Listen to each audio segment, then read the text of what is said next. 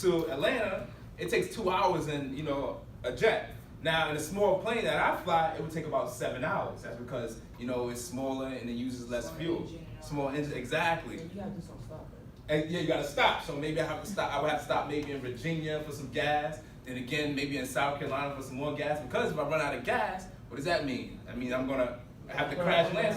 Exactly. I don't want to do that, so I have to plan. Emergency landing, right? But now, see if I'm doing emergency landing and there's no water to, you know, land on. So you could. Yeah, say you're going on the highway, huh? You can hurt yourself. You can kill yourself. Exactly. So you have to plan and say, you know what? It takes this amount of fuel to get this far. So now I know I have to refuel. But also, different planes take different types of fuel. You know. So. What are you saying that we gotta check the stats before we do? Right. Exactly. Check the stats before you do anything. Right. Yes. Exactly. Anything you're doing, like you have to check it out and plan and make sure you're going the right direction. That's so important. You know, because if you don't plan, failure is a failure to plan is planning to fail. 5 P's. Can I throw the 5 Go P's ahead. in there? Yeah. 5 P's. Proper planning prevents poor performance. There you go. I'm gonna say that one more time. Proper planning prevents poor performance. You plan your actions out right.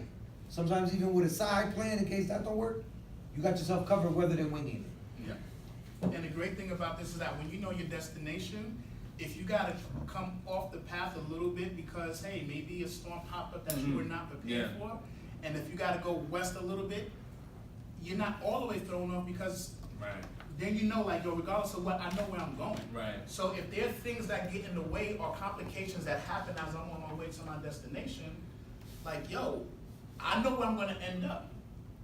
I know where I'm going. So that's the great thing about even flying is the fact that, like, yo, before I get up in the air, yo, I need to know where I'm going.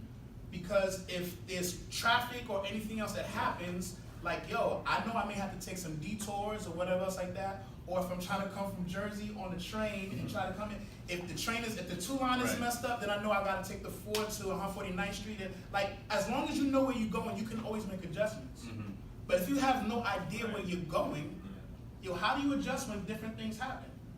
Or how do you know what not to do when the opportunity presents itself? Like, bro, nah, I can't get involved with this fight right now because, like, yo, that's not a part of my mission statement. Right.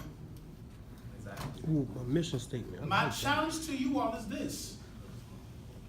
Y'all should have, and this will help you throughout life. So whether the school is closing next year or whatever, that still has nothing to do with your personal life. Like that's a detour that you have to learn how to navigate through. If this year you can come up with your personal mission statement.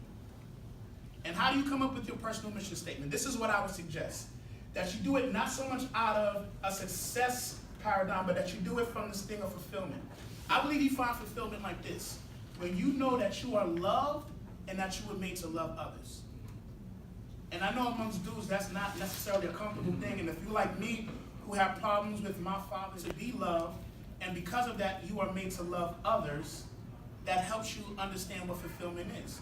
Because what is better than a hug from a mother when you've done something great or for no reason at all?